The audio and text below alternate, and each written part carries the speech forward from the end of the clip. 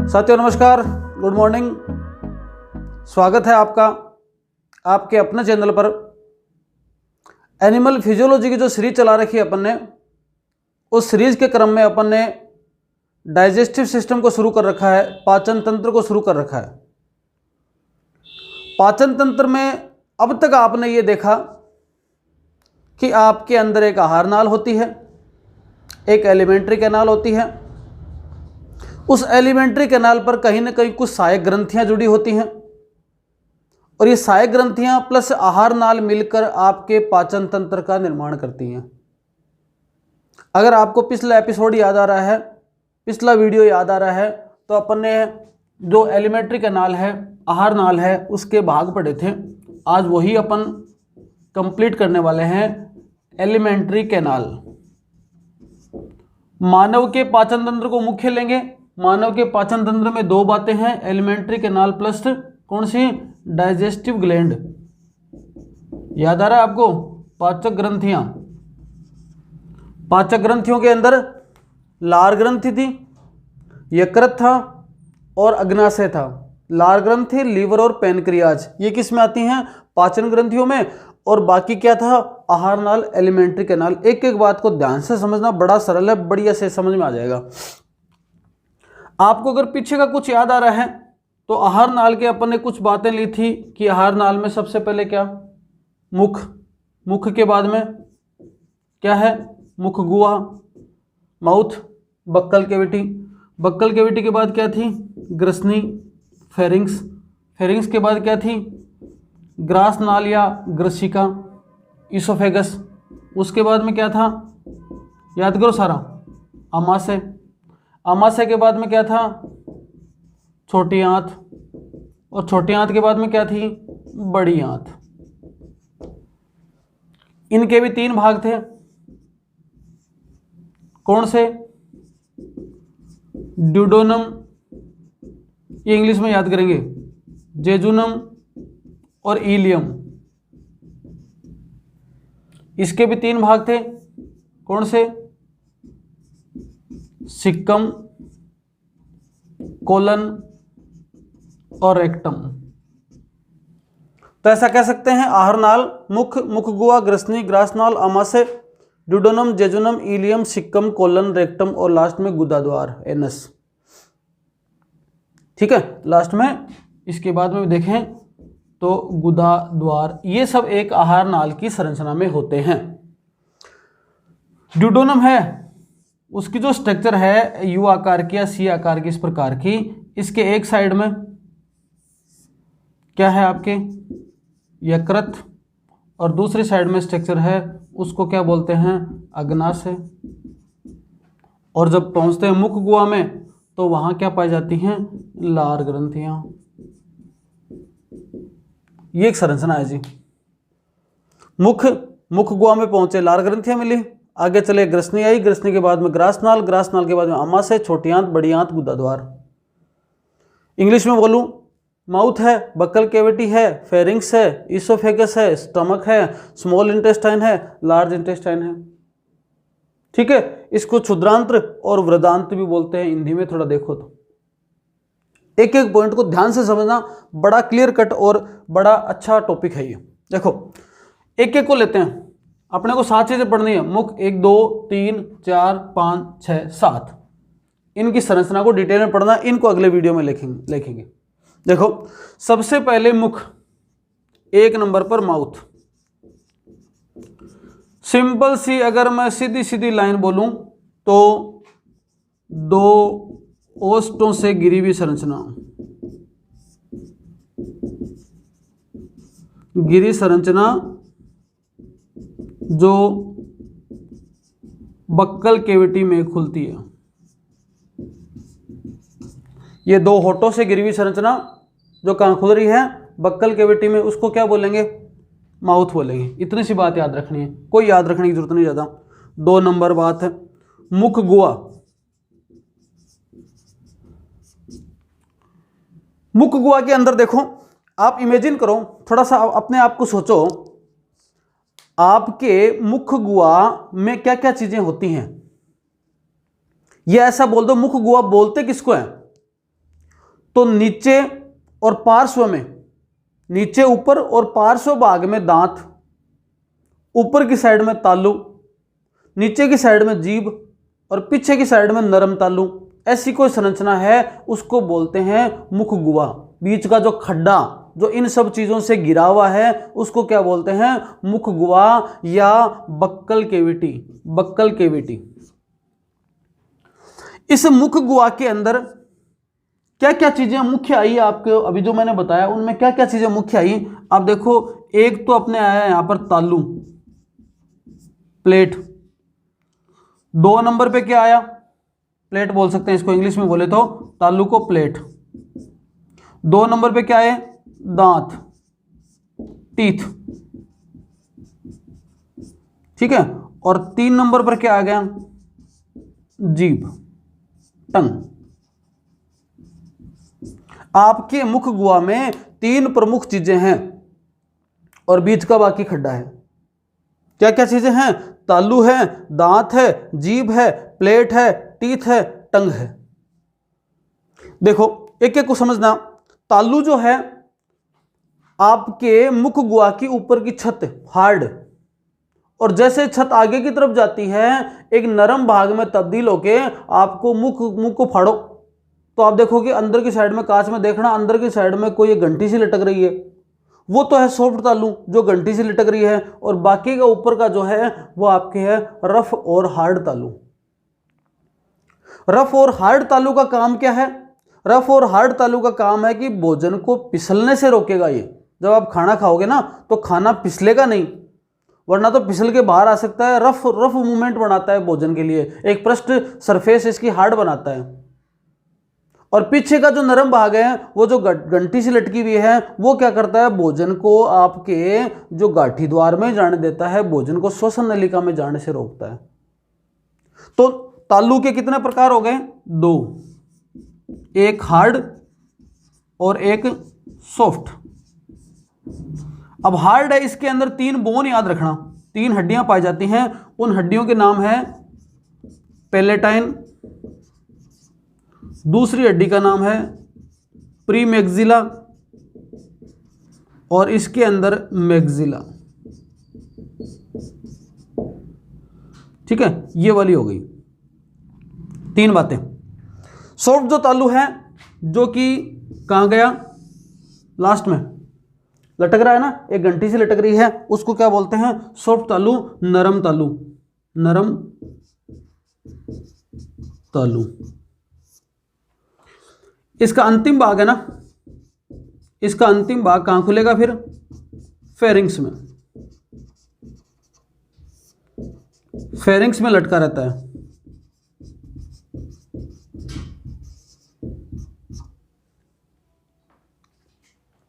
ठीक है। हार्ड और सॉफ्ट तालु हो गए, तालु हो गए। हार्ड है ऊपर वाला भाग है जो भोजन को बाहर निकलने से रोकता है, और नरम तालु क्या करेगा? भोजन को ग्रसनी में ही जाने देगा। आगे जाकर जब ग्रसनी के 2 भाग होंगे तो भोजन को आगे दूसरी जगह जाने से रोकता है। दूसरी जगह का मतलब आपके श्वसन तंत्र में जाने से रोकता है। ये वाली क्या होगी? सॉफ्ट तालु की बात होगी, ठीक है। अब देखो ये जो तालु है ना, तालु मेमल्स के अंदर, स्तनधारियों के अंदर जो तालु है, उस तालु के अंदर जो आपके प्लेट है, उस प्लेट के अंदर एक ऑर्गन पाया जाता है जिसको बोलते हैं जैकबसन ऑर्गन।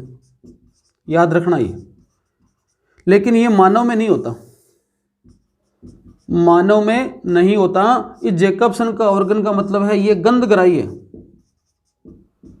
स्मेल को रिसीव करता है। ये स्मेल के लिए सेंस ऑर्गन है जैकबसन ऑर्गन, जो कि मानव के अलावा अन्य स्तनधारियों में, अन्य मेमल्स के अंदर पाया जाता है। कहां पर? इस तालु के अंदर, ठीक है। 2 नंबर पे पहले ये ले लेते हैं, जीभ। ये थोड़ा डिटेल में पढ़ेंगे। 2 नंबर पर आता है जीभ। आप सबको पता है कि आपकी बक्कल कैविटी में नीचे की तरफ, बक्कल कैविटी में नीचे की तरफ मसल्स की बनी, मसल्स व आपके कनेक्टिव टिश्यू, मसल्स व कनेक्टिव टिश्यू की बनी संरचना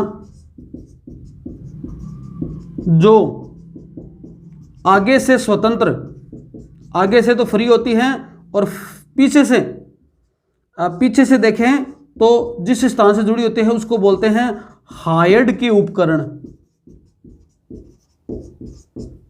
हायड के उपकरण उनको बोला जाता है जहां पर पीछे से जुड़ी होती है। ऐसी एक स्वतंत्र आगे से और पीछे से जहां से जुड़ी होती है जीभ जो आपकी होती है, आगे से तो फ्री है और पीछे से जुड़ी हुई है। आप देखो जीभ के नीचे की साइड में भी एक ऐसी जो पट्टी सी पाई जाती है जो जीभ को जोड़ के रखती है, उसको बोलते हैं फ्रेनुलम।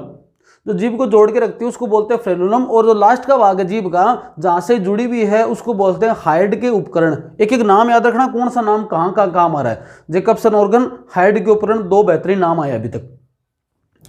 ये जुड़ी होती है। जीभ के ऊपर लसिका ग्रंथियां प्लस स्वाद कलिकाएं पाई जाती हैं। जो आप भोजन करते हो तो आपको भोजन में कैसा स्वाद है इसका ज्ञान जीभ ही कराती है। अगर नॉर्मल, जैसे मान लो ये एक जीभ की संरचना बनाए, यहां पर नॉर्मल एक जीभ की स्ट्रक्चर बनाई जाए तो इस जीभ की स्ट्रक्चर के अंदर आगे आगे वाला जो भाग है, ये वाला भाग है, ये आपको मीठे का ज्ञान कराएगा। ठीक है, ये वाला जो भाग है, ये वाला भाग है, ये आपको किसका, नमकीन का ज्ञान करवाएगा। ये जो है ये भाग है यहां वाला, ये भाग आपको करवाएगा खट्टे का। और पीछे की तरफ यहां पर है, इस जीभ के अंदर पाई जाती हैं क्या, अंतिम भाग में हाइड के उपकरण के पास ये होती हैं लसिका ग्रंथियां, जो कि हानिकारक जीवाणु को नष्ट करती हैं। आपने कई बार देखा होगा, चाय की दुकान पे जाते हो, चाय की जो थड़ी है उस पर जो चाय बनाने वाला होता है वो चाय बनाने के बाद में जो चम्मच है ना उससे एक बूंद लेता है और ऐसे टेस्ट कर लेता है, मतलब जीभ का आगे वाला भाग ही बता देता है। कई बार छोटे बच्चे टेबलेट लेते हैं तो क्या करते हैं, वो सोचते हैं जल्दी से पेट में चले जाए तो टेबलेट को पकड़कर जीभ में आगे तक रख लेते हैं, फिर पानी पीते हैं। जब तक वो पानी का गिलास उठाते हैं तब तक वो वहाँ पर फ्री हो चुकी होती है, गल चुकी होती है। तो इसका मतलब उसका कड़वापन लगता है, क्योंकि यहाँ की जो है ना कलिकाएं, ये आपको कड़वेपन, खट्टे, इनका ही क्या करेंगी, ज्ञान करवाएंगी।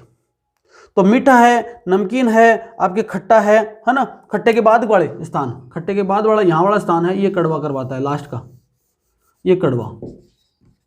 तो खट्टा, मीठा, नमकीन, खट्टा, कड़वा, ये सब जीभ के ऊपर स्वाद ग्रंथियां पाई जाती हैं जो आपको इनका आभास करवाती हैं। ये एक संरचना है जो कि भोजन को घुमाने का काम करती है, बोलने का काम करती है, और इसके ऊपर जो एक तरीके से लसलसा पदार्थ भी स्त्रावित होता रहता है। इसके ऊपर लसिका ग्रंथियां पाई जाती हैं। भोजन को जितना चबाओगे, चबाने के कारण से या भोजन जितनी देर मुंह में रहेगा उस दौरान जो अगर कोई बैक्टीरिया, कोई जीवाणु आपके भोजन में आएगा तो लसिका ग्रंथियां उससे निपट सकती हैं। मुख का अगला भाग आपने देखा तालू, तालू के बाद में जीभ, और जीभ के बाद में तीसरा दांत, टीथ। देखो, दांत के बारे में बात करें, टीथ के बारे में बात करें तो आपको सबसे पहले 3 शब्दों को समझना होगा। मानव के जो दांत हैं, ह्यूमन के जो टीथ हैं, उनमें 3 प्रमुख विशेषताएं पाई जाती हैं। क्या? एक शब्द आता है थीकोडोंट, एक शब्द आता है हेट्रोडोंट, और एक शब्द आता है डिफ्नोडोंट। हिंदी में बोले तो गर्तदंती, विषमदंती और द्विबारदंती। इन तीनों का अर्थ समझ में आ जाएगा, आपको दांत की संरचना समझ में आ जाएगी। कहने का मतलब दांत के बारे में बातें समझ में आ जाएगी। थीकोडोंट का मतलब गर्तदंती, गर्तदंती का मतलब कि जो मानव का दांत है, ह्यूमन का जो टीथ है, वो मसूड़ों के अंदर एक गर्त में धंसा होता है। और उसके आधार पर अगर संरचना देखें तो ह्यूमन टीथ की संरचना में 3 प्रमुख भाग होते हैं। एक तो होता है मूल, इसकी जड़, एक होता है गिरवा, और एक होता है शिखर। जो आपको बाहर से दिखाई दे रहा भाग, वो सारा का सारा भाग क्या है, शिखर है, इसका क्राउन है। ठीक है। उसके बाद में क्राउन के नीचे जो मसूड़े वाला भाग है, जहां मसूड़ा टच है, और आप कई बार मसूड़ा जो पेस्ट वगैरह करते हो तो मसूड़ा उतर भी जाता है, तो वहां तक का जो भाग है वो क्या है, आपके गिरवा है, गर्दन है, नेक है। और उसके बाद में इसकी क्या है, रूट है, जो कि अंदर आपके मसूड़े में गर्त में धसा हुआ है, और धसने के साथ में इसको स्थिर रखने वाला काम करता है। वहां पर एक संरचना होती है, इसको बोलते हैं सीमेंट। ठीक है। अब ये जो गिरवा भाग है, और यहां पर जो इसका मसूड़े के बीच में एक केविटी पाई जाती है, उस केविटी का नाम है पल्प केविटी। समझना इसको, क्या पाई जाती है, पल्प केविटी, इस पल्प केविटी के अंदर सेल पाई जाती हैं, उन सेल को बोलते हैं ओडोंटोब्लास्ट सेल, ओडोंटोब्लास्ट। इन ओडोंटोब्लास्ट सेल के द्वारा लगातार एक कंपाउंड का निर्माण किया जाता है और उस कंपाउंड का नाम है क्या? डेंटिन। उस डेंटिन के द्वारा ही दांत की संरचना बनी होती है। मतलब दांत की संरचना का प्रमुख भाग, दांत को बनाने वाला जो प्रमुख भाग है वो कौन सा है? डेंटिन। इसलिए डॉक्टर को डेंटिस्ट बोल रहे हैं। तो दांत को बनाने वाला डेंटिन, और डेंटिन को बनाया किस कोशिकाओं ने? उनका नाम है ओडोंटोब्लास्ट सेल। और ये ओडोंटोब्लास्ट सेल कहां पाई जाती हैं? पल्प केविटी में पाई जाती हैं। पल्प का मतलब बीच वाला भाग है, पल्प केविटी में पाई जाती हैं। इसके साथ साथ में तंत्रिका और रुधिर वाहिनियां हैं। ये रुधिर वाहिनियां और तंत्रिका हैं, इसको क्या करती हैं? न्यूट्रिशन प्रोवाइड करती हैं। किसको प्रोवाइड करती हैं न्यूट्रिशन? पोषण इन ओडोंटोब्लास्ट सेल को। ओडोंटोब्लास्ट लगातार पोषित होती रहेंगी तो क्या करेंगे? डेंटिन का सीक्रेशन करेंगे, और डेंटिन ही दांत की संरचना का प्रमुख भाग है। इस डेंटिन के भी ऊपर एक आवरण और लग जाता है जो दांत को कठोर बनाता है, जो दांत को मजबूत बनाता है, और उस कठोर दांत की संरचना का नाम है क्या? इनेमल। और ये अपने जो शरीर है, अपनी बॉडी का सबसे कठोरतम पदार्थ है, कठोरतम पार्ट है। आपकी शरीर का सबसे कठोर पार्ट या कठोर पदार्थ पूछा जाए तो आपका आंसर क्या हो जाएगा? इनेमल अपने शरीर का सबसे कठोर भाग है, जो कि यहाँ पर शिखर के ऊपर वाला भाग है। अब कई बार क्या होता है कि जैसे जैसे मान लो अपन थोड़ा सा यहाँ पर खड्डा है, खाना खाते हो, थोड़ा खाना रह गया, पेस्ट नहीं किया, तो ये जो भाग है ना इनेमल धीरे धीरे थोड़ा सा कटने लग जाता है। ये कटने लग जाता है मतलब डेंटिन तक पहुंच जाता है, डेंटिन तक पहुंच जाता है। ये मतलब डेंटिन की सेल भी हैं, टूटने लग जाती हैं। तो इसका मतलब फिर जो भोजन जाता है वो यहाँ पर पानी जाता है, वो यहाँ पर टच होता है, और यहाँ पर रुधिर वाहिनियाँ ये सब प्रेजेंट है। तो आपके रुधिर वाहिनियों से, तंत्रिकाओं से अगर कोई ठंडा गर्म पानी टच होता है तो अपने को सेंसेशन होता है, उत्पन्न होता है। इस प्रकार की प्रक्रिया चलती है। ये इसकी क्या है? दांत की एक संरचना को आपने देखा, दांत की एक स्ट्रक्चर है वो इस प्रकार से बनी होती है। ठीक है, ये वाली स्ट्रक्चर हो गई। अब आगे देखें, 3 बातें बताई मैंने, थिकोडोंट, हेटेरोडोंट और डिफ्नोडोंट।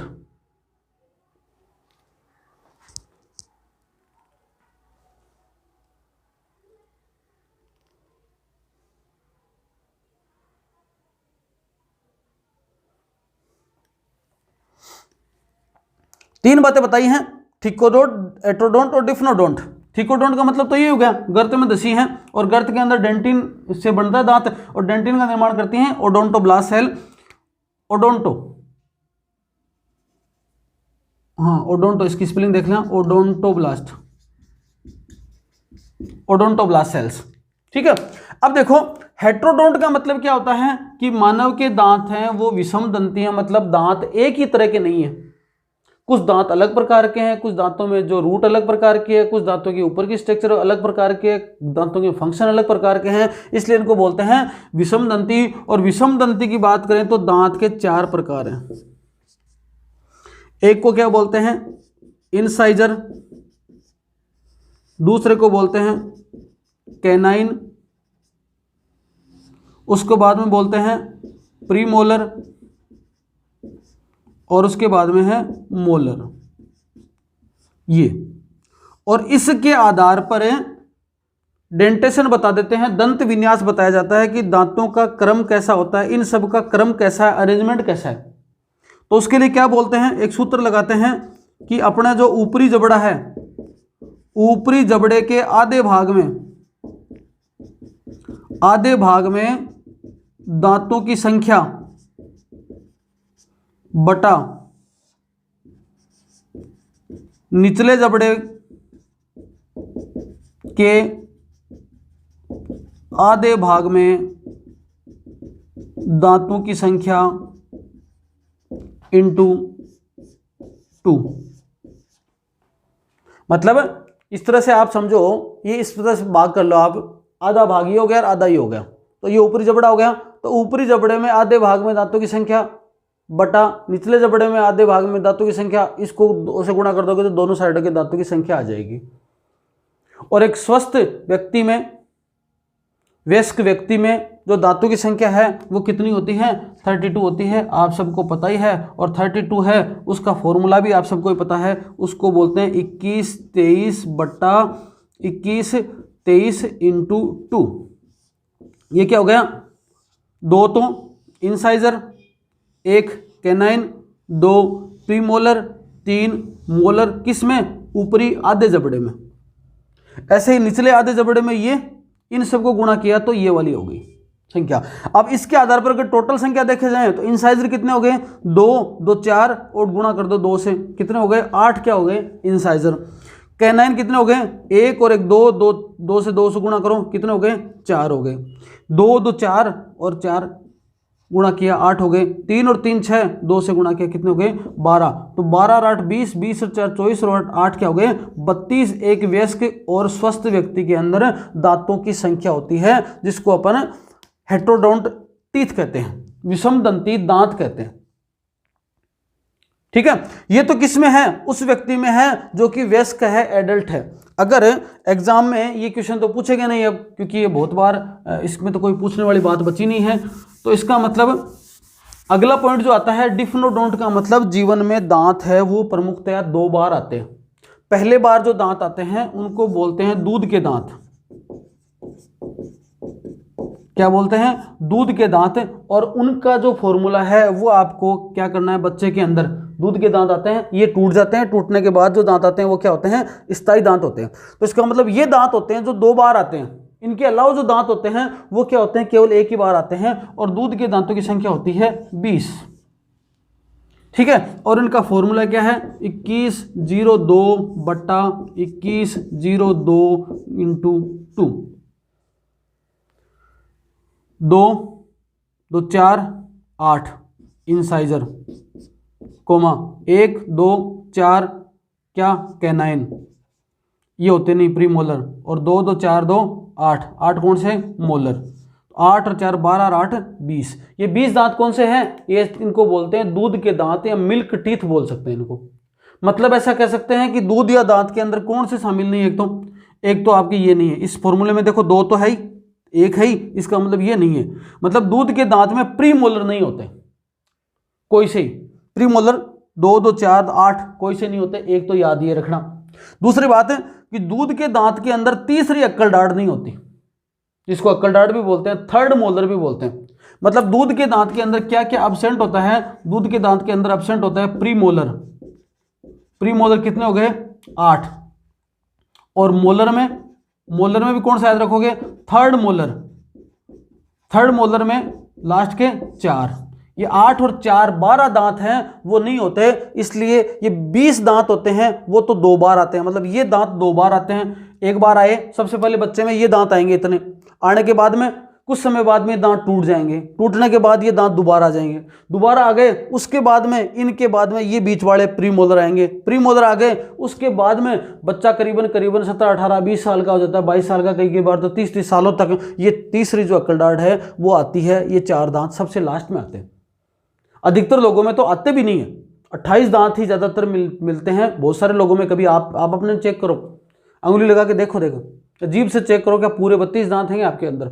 28 हो सकते हैं, 30 हो सकते हैं, कई बार 32 भी हो सकते हैं। तो 32 हैं तो इसका मतलब अक्ल डाढ़ आ गई, अक्ल आ गई। पढ़ लो, तैयारी कर लो, एग्जाम बहुत ज़्यादा दूर नहीं है, तो बढ़िया तरीके से पढ़ने की कोशिश करो। अक्ल ही अगर आ गई है तो, और वो नहीं आई है तो इसका मतलब तो फिर आप तो मतलब बचकानी हरकतें करोगे, अभी तो कोई दिक्कत वाली बात नहीं है। ये वाले क्या हो गए, दूध के दांतों का क्रम हो गया। ठीक है, अगर इनके अलावा पूछा जाए कि भाई कौन से दांत नहीं आते हैं या कौन से दांत, ये तो पूछा गया दूध के दांत कौन से होते हैं जो 2 बार आते हैं, ऐसा पूछ ले कि एक ही बार आते हैं दांत जो 2 बार नहीं आते हैं, उनका अगर सूत्र लिखा जाए तो एक ही बार आने वाले दांतों का सूत्र हो जाएगा 0021 बटा 0021 इंटू 2। ये है एक बार दंती, ये एक बार आते हैं, ये क्या है 2 बार हैं, और ये लास्ट के वयस्क के स्थायी दांत हैं। ठीक है, इस प्रकार से अपन बोल सकते हैं कि दांतों के अंदर 3 प्रमुख विशेषताएं आपको याद रखनी है कि दांत होते हैं थिकोडोंट, दांत होते हैं हेट्रोडोंट और दांत होते हैं डिफनोडोंट। आहार नाल में 2 चीजें कंप्लीट हुई, एक मुख और एक मुख गुहा। मुख गुहा के बाद में तीसरे नंबर की चीज आपको बताई है क्या, ग्रसनी, जिसको फेरिंग्स बोलते हैं। अब ये देखो पाचन तंत्र में प्लस श्वसन तंत्र, दोनों में एक ही होती है, समान होती है, ये समान या एक ही है ये, क्या फेरिंक्स है। अब ये फेरिंक्स है, श्वसन तंत्र में फेरिंक्स खुलती है और आपके पाचन तंत्र में फेरिंक्स खुलती है, पाई जाती है। लेकिन इसका जो भाग होगा, इसका जो अंतिम भाग होगा, उसके ऊपर इस प्रकार से मान लो, जैसे अंतिम भाग होगा, यहां से दो ब्रांचें हो जाएंगी। एक है वो श्वसन में चली जाएगी और एक क्या हो जाएगी, पाचन में चली जाएगी। जो पाचन में जाएगी उस द्वार को क्या बोलेंगे, उस द्वार को बोलेंगे गाठी द्वार, या बोल सकते हैं गुलेट। जो किस में जाएगा, पाचन तंत्र को कवर करेगा। और जो श्वसन तंत्र में जाएगी उसको बोलेंगे क्या, ग्लोटिस। और जब भोजन निगलते हैं उस समय भोजन इधर से तो आ रहा है, ये तो फेरिंक्स है, इधर से भोजन आ रहा है, तो भोजन तो इधर भी जा सकता है, इधर भी जा सकता है, तो उधर नहीं जाए, इसलिए क्या करते हैं, गुलेट है जो ग्लोटिस है उसके ऊपर एक ढक्कन पाया जाता है। ये ढक्कन जब आप भोजन निगलते हो ना, निगल के देखना, भोजन जब निगलते हो उस समय श्वास एक समय के लिए, थोड़े समय के लिए रुक जाता है। रुकने का मतलब क्या, उस समय ढक्कन लग जाता है, तो इस ढक्कन को क्या बोलते हैं, एपिग्लोटिस। तो ऐसा कह सकते हैं कि ग्रसनी है, उसका अंतिम भाग जो श्वसन तंत्र में जाएगा उसको ग्लोटिस बोलते हैं, और उसके ऊपर ढक्कन लगा होता है उसको क्या बोलते हैं, एपिग्लोटिस। एपिग्लोटिस ढक्कन लग जाता है, कई बार खाना खाते समय इसमें चला जाता है कोई टुकड़ा, तो फिर उसको बोलते हैं अड़सूक आ गई, या फिर नाक से तक बाहर निकलने लग जाता है, तो वापस उसको बाहर फेंका जाता है, जो गैसीय दबाव होता है उसके कारण से बाहर आता है वो। तो यहाँ पर ये हो गया गुलेट, इसका मतलब भोजन है वो अब किधर जाएगा, इसकी साइड में जाएगा, गुलेट की तरफ जाएगा। तो ऐसा कह सकते हैं कि आपके जो मुख गुहा है, मुख गुहा प्लस आपके ग्रसिका या इसोफेगस, इसोफेगस के बीच की एक नलिकाकार संरचना, बीच की एक नलिकाकार संरचना क्या कहलाती है, फेरिंक्स कहलाती है, जो कि श्वसन तंत्र में भी यही होती है, एक ही पाई जाती है, जो श्वसन तंत्र और आपके पाचन तंत्र दोनों को कवर करती है। ग्रसनी के बाद में आता है ग्रसिका, इसोफेगस। देखो, इसोफेगस पढ़ो, अम्मा से पढ़ो, छोटी आंत पढ़ो या बड़ी आंत पढ़ो, अब आपको चार जो स्तर पढ़ने हैं, अपने को चार जो संरचनाएं पढ़नी है, चारों संरचनाओं के अंदर एक आंतरिक संरचना पाई जाती है, उसको अभी अपने को याद करना है। और वो चार स्तर इसमें पाए जाते हैं। सबसे बाहरी स्तर जिसका नाम है सिरोसा,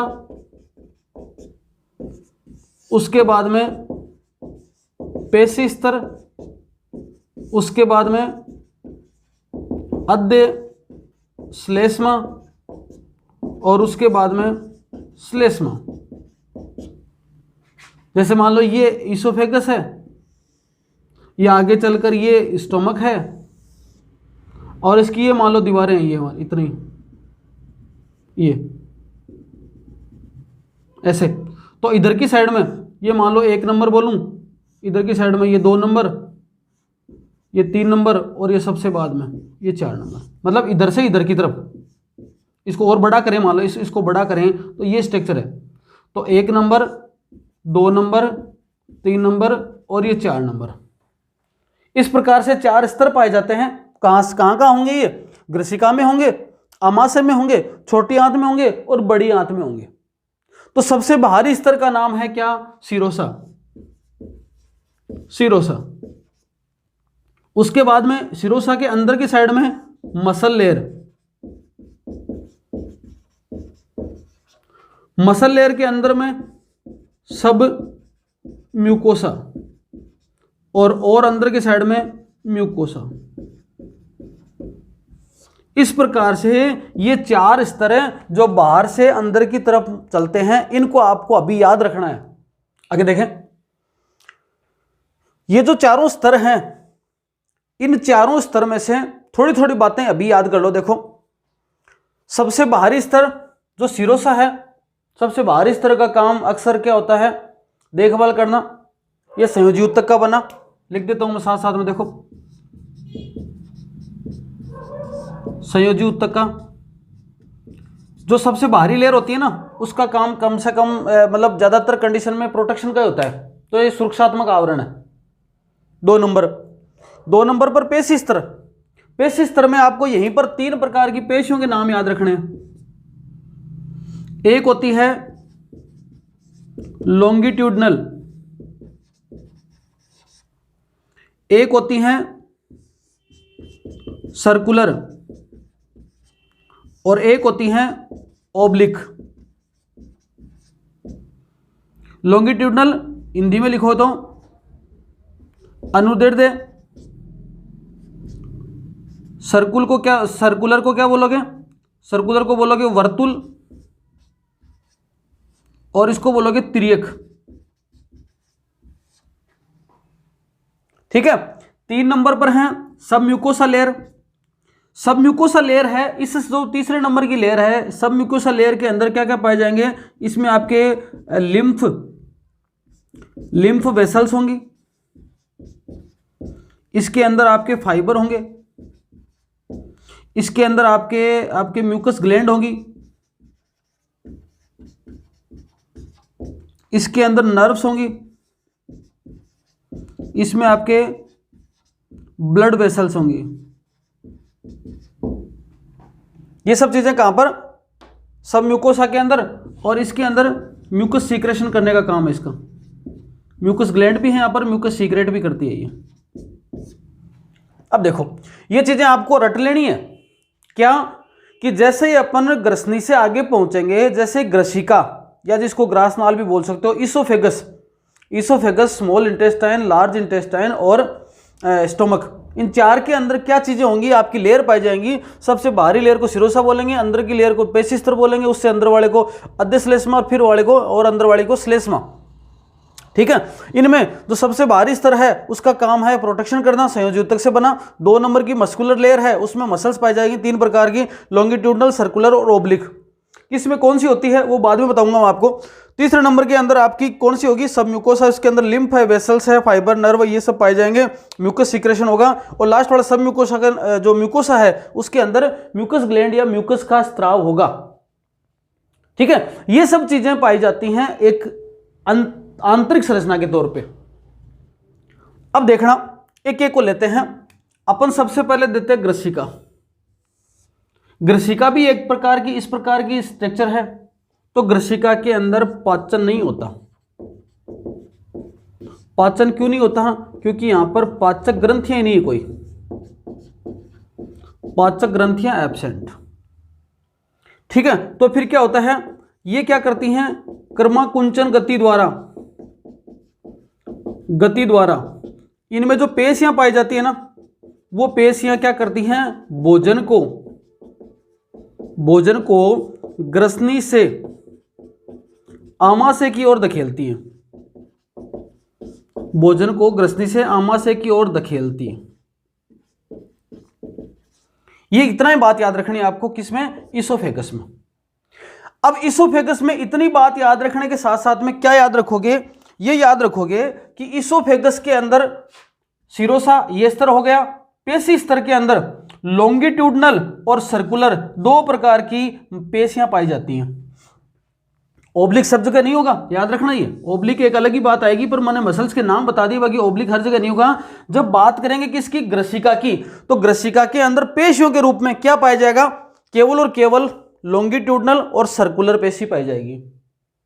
लॉन्गिट्यूडनल सर्कुलर पेशी सब में होगी। एक अलग प्रकार की पेशी ओब्लिक होगी, उसको अभी बता दूंगा। ये दोनों पेशियां पाई जाती हैं किसमें? इसमें। और आपके सब म्यूकोसा के अंतर्गत यहां पर लिम्फ पाई जाएंगी, ब्लड वेसल्स पाई जाएंगी, फाइबर पाई जाएंगी, नर्व पाई जाएंगी, और आपके म्यूकस ग्लैंड इस सब म्यूकोसा में पाई जाएंगी। और म्यूकोसा के अंदर म्यूकस का सीक्रेशन होगा, मतलब जो कोई ज्यादा नहीं होता यहाँ पर, क्योंकि आगे भोजन को केवल खिसकाना ही है, ज्यादा यहाँ पर कोई आवश्यकता नहीं है, केवल जो लाइनिंग है वो तरल बनी रहे।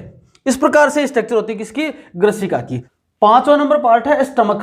यहां से बढ़िया क्वेश्चन पूछे जाते हैं। देखो, जो ग्रसिका है वो एक थैलेनुमा स्ट्रक्चर में खुल गई, ये वाली स्ट्रक्चर ऐसे। उस थैलेनुमा स्ट्रक्चर को कहते हैं क्या? स्टमक। बढ़िया प्रश्न बनते हैं ऐसे। इस स्टमक के अंदर 3 प्रमुख भाग होते हैं। एक यहां पर, एक ये पूरा भाग, और एक ये लास्ट वाला। जो भाग स्टमक में शुरुआत होती है, जहां पर आपके ईसोफेगस और स्टमक की शुरुआत होती है, उससे जॉइंट वाले उस भागों को क्या कहते हैं, उसको बोलते हैं कार्डियक पार्ट। पूरा जो चौड़ा थैला जैसा है उसको फंडिक या फंडस पार्ट, और जो लास्ट वाला पार्ट है ये वाला, इसको बोलते हैं पाइलोरिक पार्ट। मतलब एक अमाशय के जो थैलेनुमा संरचना है उसमें 3 प्रमुख भाग होते हैं। एक होता है कार्डियक पार्ट, बीच का चौड़ा सा है वो फंडस भाग है, और एक क्या होता है पाइलोरिक पार्ट। थोड़ा वर्णन करो।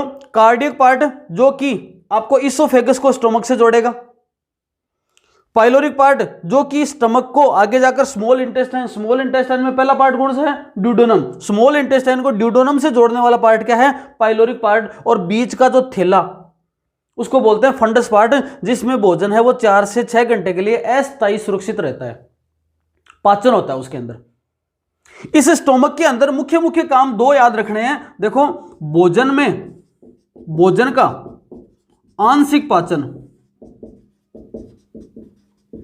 ठीक है, और पाचन में भी ज्यादातर किसका, प्रोटीन का मान के चले, प्रोटीन का ज्यादातर यहां पर पाचन होता है। और उसके बाद में आप क्या बोल सकते हो, यहां पर ये बोल सकते हो कि इसके अंदर जब भोजन टिकता है तो टिकने के साथ साथ में अगर भोजन के अंदर मान लो कई बार कोई अपन दवाइयां या एल्कोहल लिया जाता है, तो एल्कोहल का पाचन यहीं पर, अवशोषण, पाचन क्या बोलेंगे उसको, उसका अवशोषण यही हो जाता है। अगर भोजन के अंदर, या भोजन क्या बोलोगे, ऐसे ही मान लो कि दवाइयां ली गई और अल्कोहल लिया गया, टेबलेट वगैरह लेते हैं, तो उसका डाइजेशन छोटी आंत तक नहीं जाता, वो क्या हो जाता है, स्टमक में हो जाता है। प्रोटीन का, भोजन का कुछ आंशिक पाचन यहां हो जाता है, क्योंकि भोजन यहां पर करीबन 4 से 5 घंटे के लिए रुकता है। आपने भोजन किया तब तो 4 से 5 घंटे के लिए वो कहां पड़ा रहेगा, उसी में पड़ा रहेगा, किसके अंदर, आपके फंडस पार्ट के अंदर। अब देखो, 2 प्रकार की अवरोध नहीं पाई जाती हैं। हो सकता है कि भोजन इधर से इधर आए वापस चला जाए, या हो सकता है कि भोजन इधर से इधर आए छोटी आंत से वापस स्टमक के अंदर आ जाए। तो भोजन वापस से ईसोफेगस में नहीं जाए, क्योंकि ये क्या क्या है, यहां पर ईसोफेगस, और यहां पर क्या है, स्मॉल इंटेस्टाइन।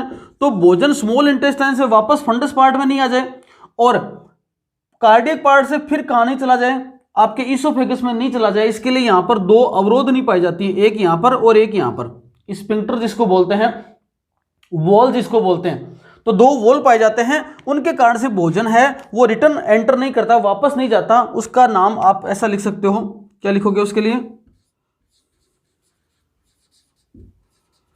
कार्डियक स्फिंक्टर, ठीक है। और इसको क्या बोल सकते हो, पाइलोरिक स्फिंक्टर।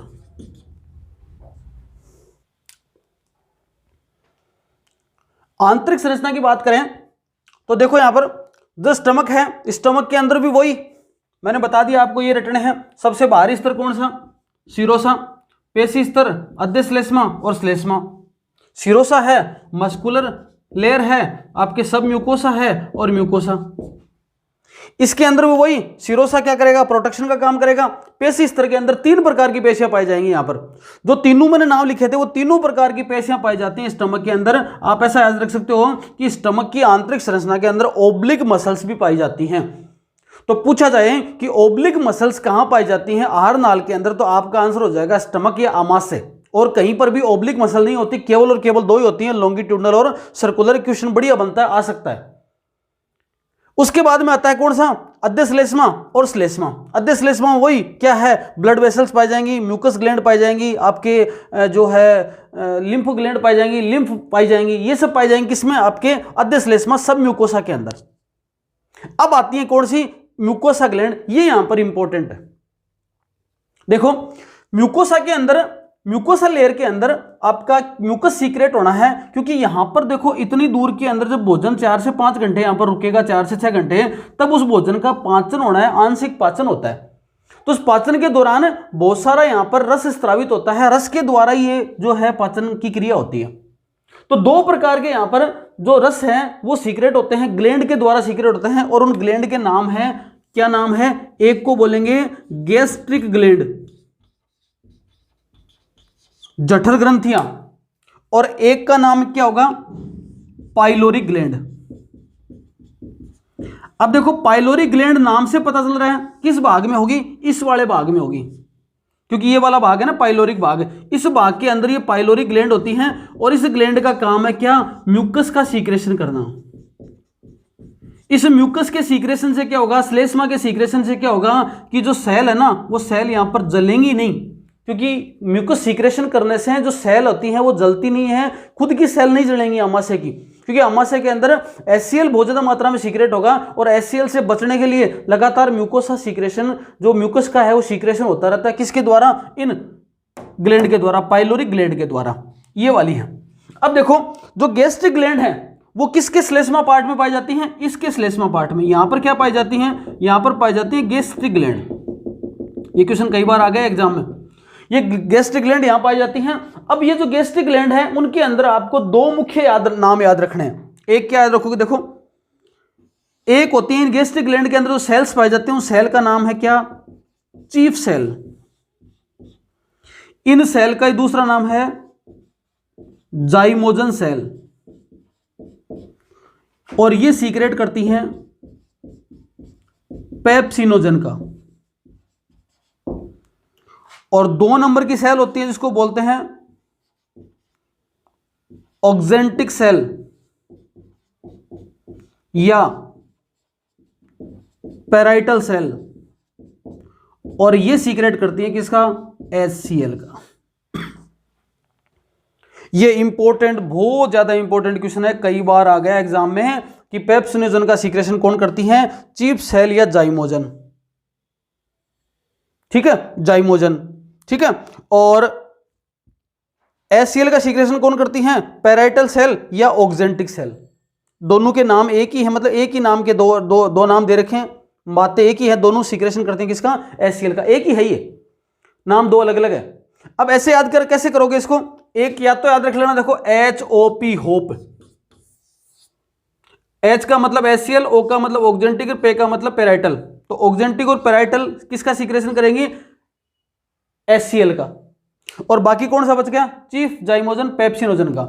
या ऐसे याद कर सकते हो कि अपने घर में जब चीफ गेस्ट आते हैं, मेहमान आते हैं, तो अपन बच्चे को कहते हैं कि जल्दी से क्या लेके आ, पेप्सी लेके आ, और मेहमान कहते हैं नहीं नहीं हमको नहीं पीनी, हमको जाना है, तो जाई मत, जाना नहीं है, मतलब चीफ गेस्ट आ गए, उनको जाए बिना, जाए मतलब जाने से पहले पहले क्या पिलानी है, पेप्सी पिलानी है।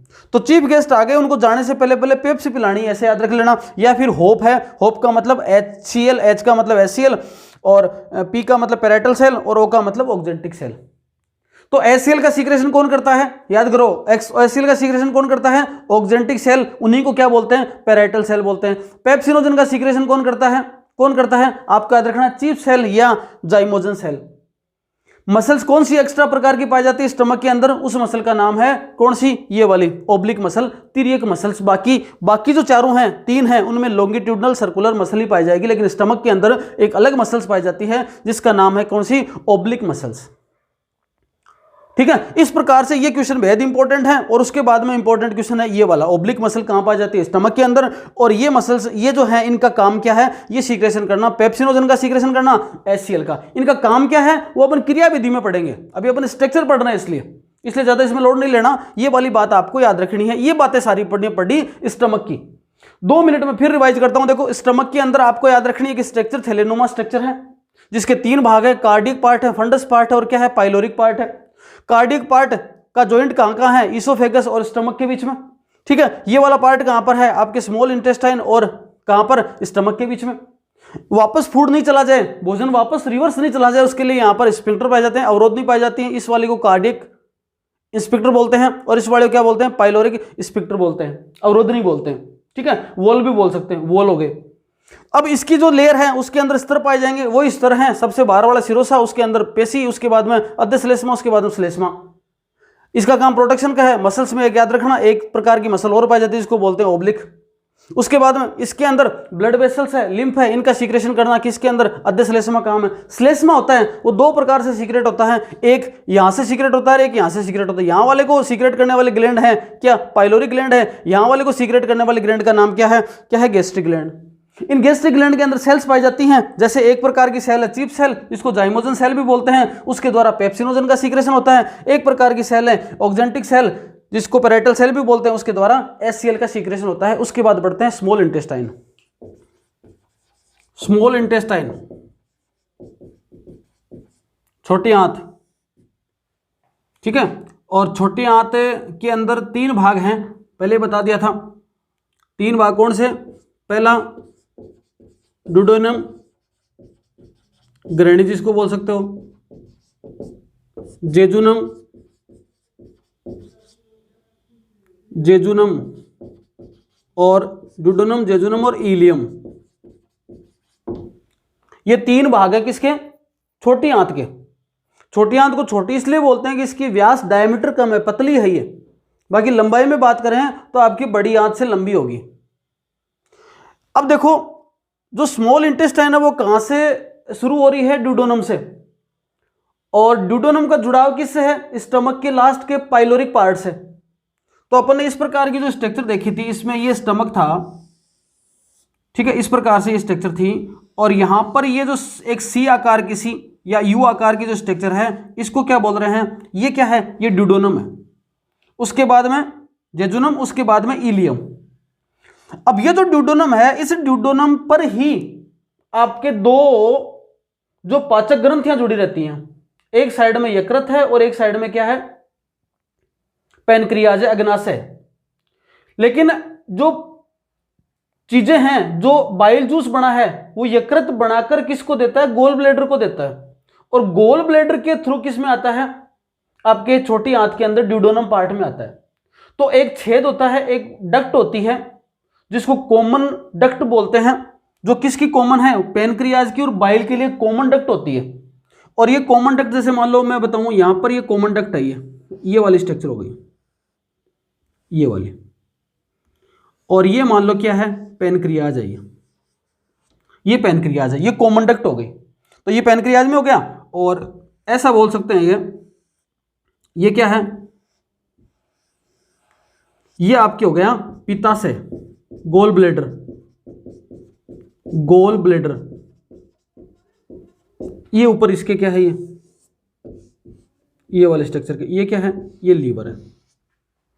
तो लीवर क्या करेगा? बाइल जूस का फॉर्मेशन करेगा, किसको दे देगा? स्टोरेज के लिए गोल ब्लैडर को। गोल ब्लैडर निकालेगा और ये कॉमन, मतलब ये 2 जो रास्ता ना, ये इधर आ रहा है, ये इधर आएगा, और ये दोनों कॉमन रास्ते मिलकर यहां पर आएंगे। इस वाल को बोलते हैं कॉमन डक्ट। ये क्या है? कॉमन डक्ट, या इसका नाम क्या बोल सकते हैं? Oddi duct. यहां पर एक वॉल भी होता है, जिससे अगर इधर से जाया हुआ जो वापस इधर आया हुआ वापस इससे नहीं चला जाए, उसके लिए यहां पर जो वाल पाया जाता है उसको क्या बोल सकते हैं? Oddi sphincter. और इसका नाम क्या हो गया? इस डक्ट का नाम क्या होगा? इस डक्ट का नाम हो गया कॉमन बाइल डक्ट, जो किसकी है? अग्नाशय की और गोल ब्लैडर की कॉमन बाइल डक्ट है, कॉमन डक्ट है। इससे क्या होगा? जो पैनक्रियाज जो सीक्रेशन करेगा वो तो इधर आ जाएगा, और बाइल जो सीक्रेशन होगा यहां पर, बाइल का फॉर्मेशन कौन करेगा? लीवर। स्टोरेज कौन रखेगा? Gall bladder. काम किसके आएगा? छोटी आंत के, डुओडेनम के। तो जब डुओडेनम के अंदर भोजन आता है, भोजन आते ही डिमांड होती है, वो क्रिया विधि में पढ़ेंगे अपन। पर यहां से आता है क्या? गोल ब्लैडर से आया, इस डक्ट के थ्रू कहां पर आ गया? यहां पर आपके क्या आ गया? सामान आ गया। सामान का क्या मतलब है? आपके बाइल जूस यहां पर आ गया, ठीक है। बाइल जूस का फॉर्मेशन यहां पर हो गया, यहां आ गया। और बाइल जूस क्या करेगा? भोजन का डाइजेशन करेगा, भोजन को पचाने का काम करता है। लेयर वही इस डुओडेनम के अंदर, चाहे जेजुनम के अंदर, चाहे इलियम के अंदर। इस डुओडेनम के अंदर भोजन का है वो अधिकांश क्या? सारा ही पाचन हो जाता है। जो नहीं होना होता फिर नहीं होता है वो। और पाचन के साथ साथ में यहां पर अवशोषण हो चुका होता है। अवशोषण आगे बड़ी आंत में भी होता है, पर एब्जॉर्प्शन यहां भी हो चुका होता है। तो डुओडेनम में मैक्सिमम, बचा कुचा जेजुनम में, और लास्ट में इलियम में। पर छोटी आंत को ही बताते हैं अधिकतम जो पाचन क्रिया है वो डुओडेनम में। ये अपन क्रिया विधि में पढ़ेंगे, अभी अपन स्ट्रक्चर को पढ़ रहे हैं। देखो, अब वही आंतरिक संरचना पे गए तो सबसे बाहर कौन सा? शिरोसा, उसके बाद पेशी, उसके बाद अध्यश्लेष्मा, बाद में श्लेष्मा। अब सिरोसा का काम करना है रक्षा। पेशी स्तर के अंदर वही दो बातें याद रखना, लॉन्गिट्यूडनल और सर्कुलर, दो प्रकार की पेशियां पाई जाती हैं। तीनों पेशियां तो केवल कहां होंगी, अमाशय में होंगी और कहीं नहीं होंगी। तो आपके लॉन्गिट्यूडनल और सर्कुलर क्या पाई जाती हैं, इसके अंदर पेशी पाई जाती है, मूवमेंट होता रहे। अब देखो अगली बात क्या याद रखनी है आपको कि इसके अंदर जो आपका ये सब म्यूकोसा प्लस म्यूकोसा जो लेयर है ना, ये दोनों लेयर फोल्ड हो जाती हैं। ये क्या हो जाती हैं, ये दोनों लेयर फोल्ड हो जाती हैं और फोल्ड होकर जो स्ट्रक्चर बनाती हैं उस स्ट्रक्चर को बोलते हैं क्या, फोल्ड्स ऑफ क्रेकरिंग। आपसे क्वेश्चन पूछा जाए कि क्रेकरिंग के वलन कहां पाए जाते हैं, क्रेकरिंग के वलन कहां पाए जाते हैं, तो क्रेकरिंग के वलन पाए जाते हैं ड्यूडोनम में। क्रेकरिंग के वलन पाए जाते हैं छोटी आंत में, जहां पर अद्य श्लेष्मा और श्लेष्मा सब म्यूकोसा और म्यूकोसा दोनों क्या हो जाती हैं, दोनों की सेल क्या हो जाती हैं, एक दूसरे के ऊपर फोल्ड हो जाती हैं और फोल्ड होकर जो वलन बनाती हैं उसको बोलते हैं फोल्ड ऑफ क्रेकरिंग। अब ये जो फोल्ड हो गए ना, फोल्ड होने के बाद में इन फोल्ड के ऊपर बहुत सारे क्या पाए जाएंगे, विलाई पाए जाएंगे। विलाई में भी कौन से प्रकार की बात करें तो माइक्रोविलाई। और इन माइक्रोविलाई का काम क्या होगा कि क्योंकि यहां पर भोजन का पाचन अधिकतम हो रहा है, अवशोषण की क्रिया यहां पर होगी, एब्जॉर्प्शन की क्रिया यहां पर होगी, इसलिए ये क्या करेंगे कि भोजन के जो फूड के जो एब्जॉर्प्शन की जो रेट है ना वो इंक्रीज करेंगे। मतलब अधिकतर भोजन का क्या हो जाए, एब्जॉर्प्शन हो जाए, अवशोषण हो जाए, इसलिए स्पंज का सा काम करेंगे कौन, ये माइक्रोविलाई। माइक्रोविलाई प्रेजेंट कहां पर है, फोल्ड ऑफ क्रेकरिंग पर प्रेजेंट है। फोल्ड ऑफ क्रेकरिंग किससे बने, सब म्यूकोसा और म्यूकोसा। किसकी सब म्यूकोसा और म्यूकोसा, ड्यूडोनम की, ये ऐसा कह सकते हैं स्मॉल इंटेस्टाइन की। स्मॉल इंटेस्टाइन की सब म्यूकोसा और म्यूकोसा मिलकर फोल्ड ऑफ क्रेकरिंग बनाती है, इसके कारण से यहां पर इस प्रकार की स्ट्रक्चर बन जाती है। स्मॉल इंटेस्टाइन में अगला पॉइंट क्या लिखोगे, स्मॉल इंटेस्टाइन में जो बैक्टीरिया वगैरह है या जो बैक्टीरिया जो है या जो कोई और कोई मतलब एंटीजन है वो ग्रोथ ना करे, वो खत्म हो जाए, उसके लिए जो लसिका के रूप में संरचनाएं पाई जाती हैं उनका नाम यहां पर क्या है, पेयर पैचेज। पेयर पैचेज कहां पाए जाते हैं, स्मॉल इंटेस्टाइन पर पाए जाते हैं। ये अपने इम्यूनिटी से संबंधित है, अपने प्रतिरक्षी अणु के रूप में है और रोगाणुओं से शरीर की रक्षा करते हैं। पेयर पैचेज पाए जाते हैं स्मॉल इंटेस्टाइन में। अब इसके अंदर जो ग्लैंड्स पाई जाती हैं, म्यूकोसा सब म्यूकोसा के अंदर जो ग्रंथियां पाई जाती हैं, उन ग्रंथियों की भी फोल्डिंग हो जाती है और उन ग्रंथियों को भी फिर आगे जाकर अपन क्या बोलेंगे, उनको बोलेंगे क्रिप्ट्स ऑफ लीबरकुहेन। लीबरकुहेन की दरारें, जिसने खोजा उसके अनुसार लीबरकुहेन की दरारें, ये भी कहां पर हैं, ये ग्लैंड्स हैं। ग्लैंड कहां पर, आपके ग्लैंड हैं कहां पर, इन दो में तो है नहीं ग्लैंड, यहां पर अद्य श्लेष्मा, श्लेष्मा के अंदर, श्लेष्मा स्तर के अंदर जो ग्रंथियां पाई जाती हैं जिनसे कुछ सीक्रेशन होगा, उन ग्रंथियों को सामूहिक रूप से क्या कहते हैं, क्रिप्ट्स ऑफ लीबरकुहेन, लीबरकुहेन की दरारें। और इन लीबरकुहेन की दरारों में 3 प्रकार की कोशिकाएं पाई जाती हैं। इन लीबरकुहेन की दरारों में 3 प्रकार की कोशिका पाई जाती हैं। एक को बोलते हैं गोबलेट सेल, ठीक है, एक को बोलते हैं इंटेस्टाइनल सेल और एक को बोलते हैं पेनेथ सेल। पेनेथ सेल, ये जो गोबलेट सेल हैं ये किसका सीक्रेशन करती हैं, श्लेष्मा का, जिसमें भोजन के अंदर श्लेष्मा आ जाए, नमी आ जाए। जो इंटेस्टाइनल सेल हैं वो किसका सीक्रेशन करती हैं, जल का प्लस हाइड्रोलाइटिक जल, या ऐसा कह सकते हैं जल अपघटनी जो चीज में एंजाइम है वो यहां पर पाए जाते हैं, किसके अंदर, इंटेस्टाइनल सेल के अंदर, वो सीक्रेशन करती हैं। और जो पेनेथ सेल हैं वो क्या करती हैं, ये पेनेथ सेल हैं किसका सीक्रेशन करती हैं, लाइसोजाइम का। और ये लाइसोजाइम केवल आंखों में नहीं होता, यहां पर भी पेनेथ सेल के द्वारा सीक्रेशन किया जाता है और इसके द्वारा हानिकारक जीवाणु को नष्ट किया जाता है। तो पेनल सेल किसका सीक्रेशन करेंगी? लाइसोजाइम का। इंटेस्टाइनल सेल किसका सीक्रेशन करेंगी? जल व आपकी वाटर व हाइड्रोलाइटिक एंजाइम का सीक्रेशन करेंगे यहाँ पर। और गोबलेट सेल किसका सीक्रेशन करेंगी? श्लेष्मा का, या सीक्रेशन करेंगी म्यूकस का।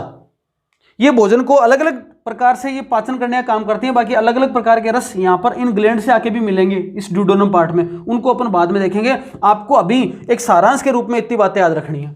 एक और बहुत बढ़िया प्रश्न है यहाँ पर, जो सब म्यूकोसा ग्लैंड है, उस सब म्यूकोसा ग्लैंड में भी, सब म्यूकोसा ग्लैंड में सब म्यूकोसा ग्लैंड है, जो सब म्यूकोसा जो लेयर है, सब म्यूकोसा लेयर है, उस लेयर के अंदर आपकी एक ग्लैंड पाई जाएगी। उस ग्लैंड को बोलेंगे बुर्नर ग्रंथि, बुर्नर ग्रंथि या बुर्नर ग्लैंड। और इस बुर्नर ग्लैंड के द्वारा भी क्या सीक्रेट होगा? इसके द्वारा म्यूकस सीक्रेट होगा, श्लेष्मा सीक्रेट होगा, जिसकी पीएच होती है 8 से 9। इस 8 से 9 पीएच का म्यूकस सीक्रेट किया जाएगा बुर्नर ग्लैंड के द्वारा। ठीक है, ड्यूडेनम पार्ट में पाई जा रही है ये। इस बुर्नर ग्लैंड के द्वारा सीक्रेशन जो किया जाता है, इसी को बोलते हैं, इसका यहां पर क्या? आंतरीय रस, इंटेस्टाइनल जूस। इंटेस्टाइनल जूस जिसको बोलते हैं, वो किसके द्वारा सीक्रेट होता है? बुर्नर ग्लैंड का। और बुर्नर ग्लैंड कहां पाई जाती है? सब म्यूकोसा में पाई जाती है। अब एक बार स्मॉल इंटेस्टाइन को ढंग से समझो। स्मॉल इंटेस्टाइन के 3 पार्ट है, ड्यूडेनम, जेजुनम, इलियम। सी या यू आकार की संरचना, जिसके एक साइड में क्या पाया जाएगा? आपके पैनक्रियाज, और एक साइड में क्या पाया जाएगा? लीवर। और आपके क्या, लीवर के साथ में कौन सी स्ट्रक्चर थी ना अभी? ये वाली स्ट्रक्चर, गॉल ब्लैडर, पित्ताशय। अब ये गॉल ब्लैडर है और पैनक्रियाज है, एक कॉमन डक्ट के द्वारा इससे जुड़े होते हैं, जिसको बोलते हैं कॉमन बाइल डक्ट। और यहां पर जो स्ट्रक्चर पाई जाती है उसको बोलते हैं ओडी स्पिंक्टर, मतलब वापस नहीं निकल जाए। ये तो बात होगी इसकी स्ट्रक्चर की। अंदरूनी स्ट्रक्चर की बात करते हैं तो वही बाहरी स्तर सिरोसा पेशी स्तर के अंदर 2 पाए जाएंगे, लॉन्गिट्यूडनल, सर्कुलर। और अर्ध श्लेष्मा और श्लेष्मा दोनों कई बार फोल्ड हो जाते हैं, फोल्ड होकर स्ट्रक्चर बनाते हैं, जिसको बोलते हैं फोल्ड ऑफ क्रेकरिंग। ठीक है, आगे चलते हैं। आगे चलने के बाद अपने को यह समझ में आता है कि जो इसके अंदर श्लेष्मा के अंदर जो ग्लैंड्स पाई जाती हैं, उन ग्लैंड्स को क्या कहते हैं? क्रिप्स ऑफ लीबरकुहेन, लीबरकुहेन की दरारें। और लीबरकुहेन की दरारों में 3 प्रकार की सेल मुख्यतः पाई जाती हैं। एक का नाम गोबलेट सेल है, एक का नाम इंटेस्टाइनल सेल है, एक का नाम पेनेथ सेल है। पेनेथ सेल क्या करेंगे? लाइसोजाइम का सीक्रेशन करेंगे, जो हानिकारक जीवाणु को खत्म करेगा। इंटेस्टाइनल सेल है वो जल वल हाइड्रोलाइटिक एंजाइम का सीक्रेशन करेंगी। और गोबलेट सेल है वो श्लेष्मा का सीक्रेशन करती हैं। गोबलेट सेल कलश ग्रंथियां कहां पाई जाती हैं? आपको याद रखना है स्मॉल इंटेस्टाइन में। ठीक है, आपको याद रखना है ऑक्जेंटिक सेल कहां पाई जाती हैं? आमाशय याद रखना है। आपको याद रखना है कि पेप्सिनोजन का सीक्रेशन कहां होता है? आपको याद रखना है आमाशय। आपको ये याद रखना है कि आपके जो बुर्नर ग्लैंड है वो कहां पाई जाती हैं? वो आपके सब म्यूकोसा लेयर किसकी? आपके स्मॉल इंटेस्टाइन की में पाई जाती हैं। प्लस इन्हीं स्मॉल इंटेस्टाइन के ऊपर पेयर पैचेज पाए जाते हैं, लसिका ग्रंथियां पाई जाती हैं, जो कि क्या करेंगी? हानिकारक जीवाणु से अपनी बॉडी की रक्षा करेंगी। इसके बाद पढ़ते हैं लार्ज इंटेस्टाइन। सबसे लास्ट में देखें बड़ी आंत, क्या होगा? 3 भाग, सिक्कम, कोलन और रेक्टम। इसके बाद में गुद्दा द्वार या एनस बोल सकते हैं इसको। सिक्कम सबसे पहले वाला भाग, उसके बाद में कोलम, उसके बाद में रेक्टम। यहां पर क्या पाई जाती है? आपके वर्मीफॉर्म अपेंडिक्स। आजकल इसका कोई काम नहीं है, ये अवशेषी अंग के रूप में है, जो कहां पाई जाती है? सिक्कम के पार्ट पर निकली रहती है। उंगली नुमा संरचना, जैसे अपनी उंगली ऐसी है ना, ये वाली इस तरह की संरचना निकलती रहती है। अगर जब कोई इन्फेक्शन वगैरह होता है, इसी प्रकार से फूले तब तक तो ठीक है, लेकिन कई बार ये थोड़ा सा इस प्रकार से फोल्ड होने लग जाती है। इसका मतलब इसमें फिर पेन होता है, तो फिर वर्मीफॉर्म अपेंडिक्स का ऑपरेशन करते हैं और इसको रिमूव कर देते हैं, वहां से हटा देते हैं। ठीक है, ये वाला। इसके अंदर क्या होगा? पानी का वह जो खनिज तत्व हैं उनका यहाँ पर खनिज का अवशोषण यहाँ पर हो जाता है, बचा कुचा अवशोषण है, एब्जॉर्प्शन की क्रिया यहाँ पर हो जाती है। ठीक है, ये वाली इसके अंदर स्ट्रक्चर पाई जाती हैं। वही 4 लेयर, सबसे बाहरी पेशी, अधश्लेष्मा, श्लेष्मा। बाहरी का काम वही रक्षा करना, सुरक्षात्मक है। पेशी स्तर के अंदर वही 2 लॉन्गिट्यूडनल और सर्कुलर पेशियां पाई जाएंगी, जो आपके अधश्लेष्मा है, ठीक है, और श्लेष्मा है, उनके द्वारा कुछ म्यूकस का सीक्रेशन होता रहेगा, जिससे जो यहाँ की जो है वो आपकी लिक्विडिटी है वो बनी रहे, तरलता यहाँ पर बनी रहे। एक चीज आपको याद रखनी है कि जो लार्ज इंटेस्टाइन है, उस लार्ज इंटेस्टाइन के अंदर एक स्ट्रक्चर पाई जाती है जिसको हम बोलते हैं टिनिकोलाई। उस स्ट्रक्चर का नाम है टिनिकोलाई, TANIAE, टिनिकोलाई। ठीक है, इस टिनिकोलाई का निर्माण कैसे होता है? इसके अंदर जो ये लॉन्गिट्यूडनल मसल्स हैं, लॉन्गिट्यूडनल जो मसल्स हैं, अनुदैर्ध्य जो पेशियां हैं, उन अनुदैर्ध्य पेशियों की तीन जो पट्टियां मिलकर जो स्ट्रक्चर बनाती हैं उसे क्या कहते हैं? टिनिकोलाई कहते हैं। जो कहां पाई जाती है? लार्ज इंटेस्टाइन के अंदर एक स्ट्रक्चर पाई जाती है, इसको क्या कह सकते हैं? टिनिकोलाई कहते हैं। बस इतनी सी बात आपको याद रखनी है। लार्ज इंटेस्टाइन का जो बीच का पार्ट है, उसके अंदर एक स्ट्रक्चर थोड़ी सी फुली हुई रहती है। उस स्ट्रक्चर के कारण से इसका नाम क्या रखा? ओस्टोरिया, चुस्कांग। जो क्या करती हैं, मतलब अधिकतर जो पदार्थ हैं उनका वापस, अधिकतर पदार्थ कौन से? खनिज तत्व बच गए, कोई आ गया हो तो वहां पे, और फिर क्या कोई आपके जल वगैरह है उनका क्या कर लिया जाएगा? वापस अवशोषण करके और आपको ब्लड सेल्स को उनको दे दिया जाएगा, क्योंकि आपको पता ही है इस लेयर के अंदर ब्लड सेल्स वगैरह पाई जाती हैं। इनके अंदर माइक्रोविलाई वगैरह नहीं पाई जाती इन लेयर के अंदर, क्योंकि यहां पर पाचक ग्रंथियां भी नहीं पाई जाती। पाचन कुछ होना नहीं है, डाइजेशन तो सारा कंप्लीट हो चुका है कहां पर? स्मॉल इंटेस्टाइन में, इसलिए यहां पर एब्जॉर्प्शन करने वाली कोई बात नहीं होती। एब्जॉर्प्शन यहां पर कुछ होता नहीं है। इस प्रकार की इसके अंदर स्ट्रक्चर पाई जाती है। ये क्या है? आपका लार्ज इंटेस्टाइन का पार्ट। और लार्ज इंटेस्टाइन के बाद में है एकदम जो एंड है, जहां से फूड को, वेस्ट प्रोडक्ट है उसको बॉडी से बाहर निकाला जाता है, वो आपका एनस है। इस प्रकार से आज आपने देखा, वीडियो थोड़ा लंबा हो गया, कुछ ज्यादा ही लंबा हो गया, दो बनाए मैंने, दो बनाकर उनको जोड़ा है। तो इस प्रकार आपने देखा कि आपकी जो एलिमेंट्री कैनाल है उसकी अपने मोटा मोटी स्ट्रक्चर है, उसको देख लिया। आप एक बार उसको ढंग से देख लें, वीडियो को पूरा देखें। बड़ा है, मन नहीं करे, एक बार रुक जाएं, दोबारा चला के देख लें, जहां से छोड़ा है वहीं से उसको दोबारा चलाकर देखें, पर कंप्लीट वीडियो को देखें और उसके साथ साथ में आप क्या करें? नोट्स बनाते जाएं। धन्यवाद, शुभ रात्रि।